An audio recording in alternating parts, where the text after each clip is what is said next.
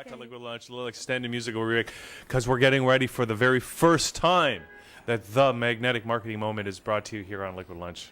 And we've got Janette Burke here, and there she is. So today we're talking about women in business, right, Janette? And this is huge because more women are in business than ever before, and I hear they're even more successful than men. Well, that's sort of true and sort of not true. So first of all, let me address the fact that, yes, more women than ever since 1996 in the U.S. and Canada, 20% increase in women in business, women who are immigrants, women who are not, usually very highly educated, in the 20 to 40 range predominantly. Yeah.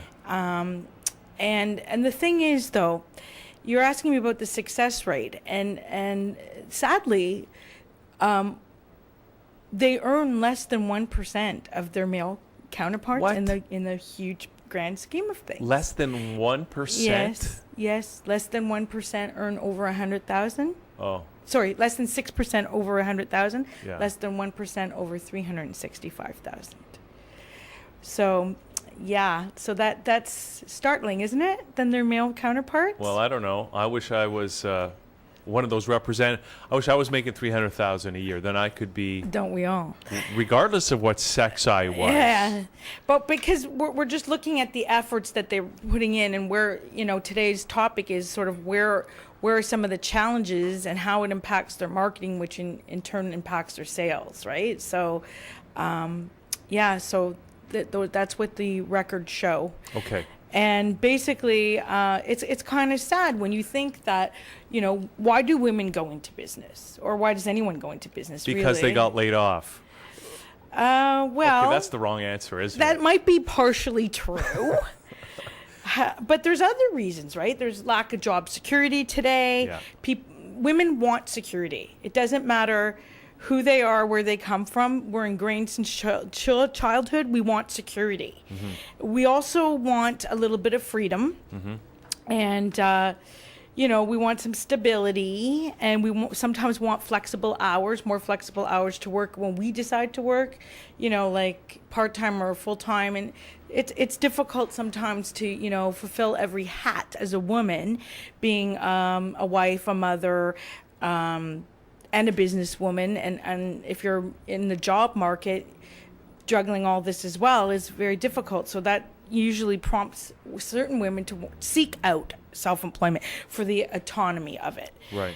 However, there's some things going on that are kind of self-sabotaging to the whole purpose of why, we seek independence, we seek freedom, and then we kind of screw it up for ourselves. Now, is this just women, or is it like men too, men entrepreneurs as well? It applies to both, but it really applies to women because unlike men, women have more on their plate to handle, more on their plate to juggle. I have to admit, sometimes when I see a lot of women, and they might even be single women, and they're raising kids, and they're trying to do a career, and they're trying to keep the household together, it is an awesome job that they are responsible for doing. So correct. And they still wear that hat. Yeah. As much as we want to believe there's equality out there and men are taking on more, they are, but women are still the primary caregiver. Yep. And the primary household maintainer. So there is more juggling going on. And if they want a career, that's just on top of all that. So what are some of the challenges that are unique to what women... Distraction is one. Okay. Distraction is a huge problem because it leads to a number of things like being frazzled, not scheduling your time properly. And so let me address some of that, and then I'll talk about how that impacts your ability to market yourself and then in turn earn profit. Distraction, because a lot of women work from home. Yep. So they're distracted by the fact that they have children at home. Yeah. Plus laundry, plus cleaning, plus cooking, plus.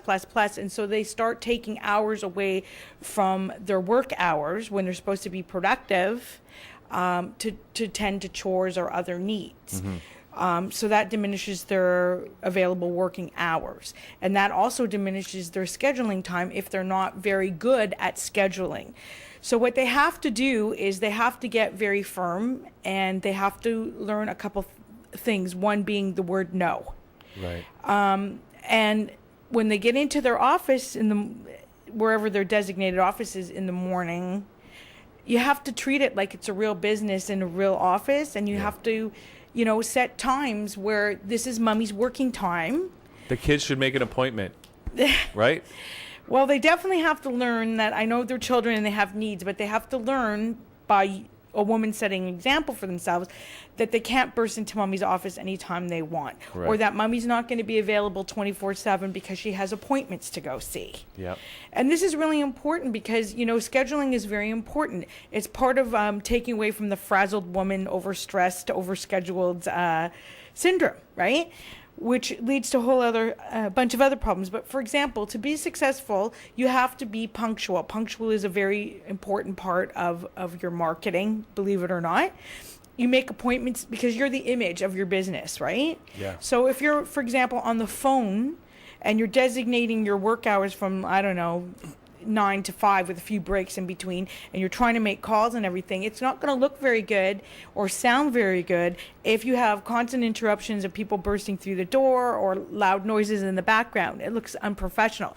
Similarly, if you have a scheduled appointment and you're always running late to meet that prospective client, it sends a very strong message to the prospective client that you're trying to close, that you haven't got your act together and you can't fulfill my needs.